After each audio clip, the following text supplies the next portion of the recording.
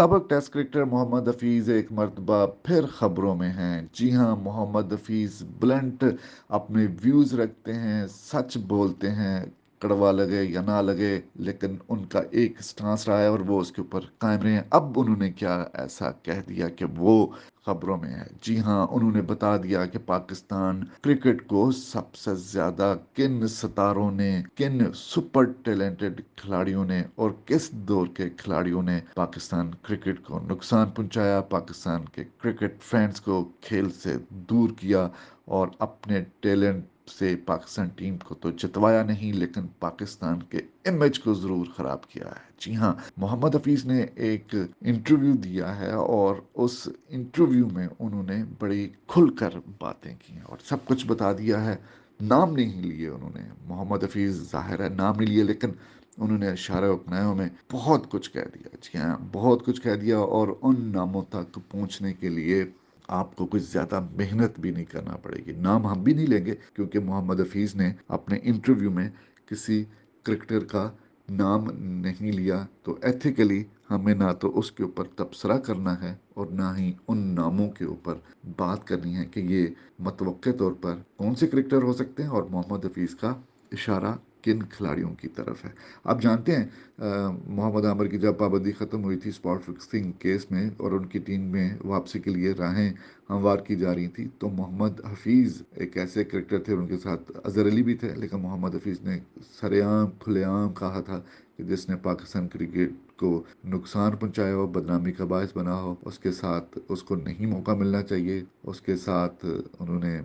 अपना एहतजाज रिकॉर्ड कराया था और एहतजाज रिकॉर्ड कराने के साथ साथ वो कर रहे थे कि मजबूरी में वो आप खेलना पड़ रहा है, और वो खेले भी, लेकिन उन्होंने इनकार ज़रूर किया था। ये ऑन रिकॉर्ड है और उसके बाद भी प्रेस कॉन्फ्रेंसेस होती रही और जब कभी भी कोई इंटरव्यूज़ हुए तो उन्होंने अपने दुख का इजहार ज़रूर किया इस पॉइंट को लेकर। अब आते हैं जी मोहम्मद हफीज़ के ताज़ा तरीन इंटरव्यू में, जिसमें मोहम्मद हफीज़ ने कहा है कि 90 की दहाई के जो ग्रेट क्रिकेटर थे, उन्होंने पाकिस्तान क्रिकेट को जो है वो बहुत ज़्यादा नुकसान पहुंचाया है, मैच फिक्सिंग की वजह से, बैक बाइटिंग की वजह से और लॉबी करने की वजह से। जैसे कि हमने पहले बताया कि उन्होंने नाम तो किसी क्रिकेटर का नहीं लिया, लेकिन उनका कहना है कि 90 के दहाई के जो मुतअद्दिद ग्रेट प्लेयर थे वो बदनाम सरगर्मी इलिसिट एक्टिविटीज़ में मुलव्वस थे और उसकी वजह से उन्होंने फैंस को क्रिकेट से दूर कर दिया था। उनका कहना है कि जी जो पाकिस्तान का सिस्टम है और पाकिस्तान के जो लोग हैं, उन्होंने जो 90 की दहाई में होता रहा उसको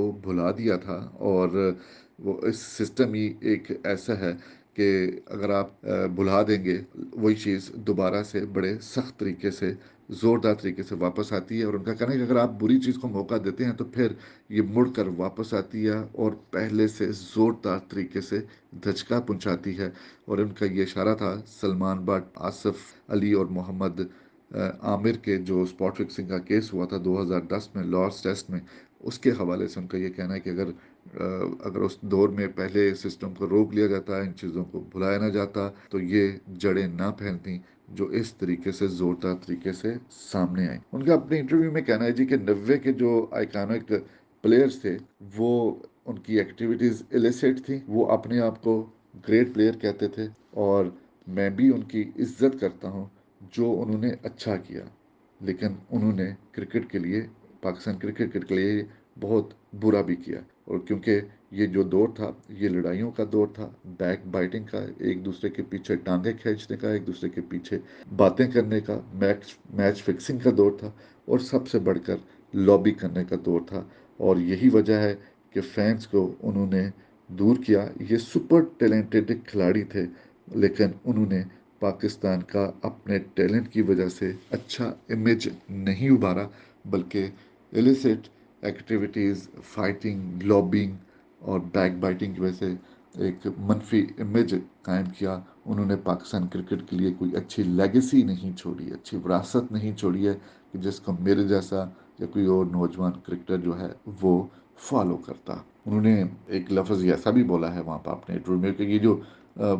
90 की दहाई के क्रिकेटर थे, उन्होंने बड़े अपने आप को टीटू हाँ समझते हैं, लेकिन इन टीटू हाँ खिलाड़ियों ने अपने पाकिस्तान क्रिकेट को बहुत नुकसान पहुंचाया है। اور اگر ان چیزوں کو ماضی میں ایڈریس کر لیا جاتا تو یہ صورتحال پاکستان کرکٹ کی نہ ہوتی۔ اپنے انٹرویو میں آخر میں وہ یہ بھی کہتے ہیں کہ ان کا ٹیلنٹ دیکھیں اور بہت سپر ٹیلنٹ ہے، لیکن ان کے ٹیلنٹ کا موازنہ کریں آپ ان کی اچیومنٹ کے ساتھ تو آپ کو ان کی اچیومنٹ میں کچھ نہیں ملے گا، کچھ نہیں ملے گا۔ 1992 کے ورلڈ کپ کے بعد انہوں نے کیا حاصل کیا ہے یہ سب کے سامنے ہے، کون سا ورلڈ کپ جیتا ہے، کیا اچیو کیا، اور پھر ایسا ہوتا ہے کہ ان کی پھیلی ہوئی اس دور کی پھیلی ہوئی جڑیں 2010 کے واقعے کی صورت میں سامنے آتی ہیں۔ جی ہاں، یہ ہے محمد حفیظ کا ایک تازہ ترین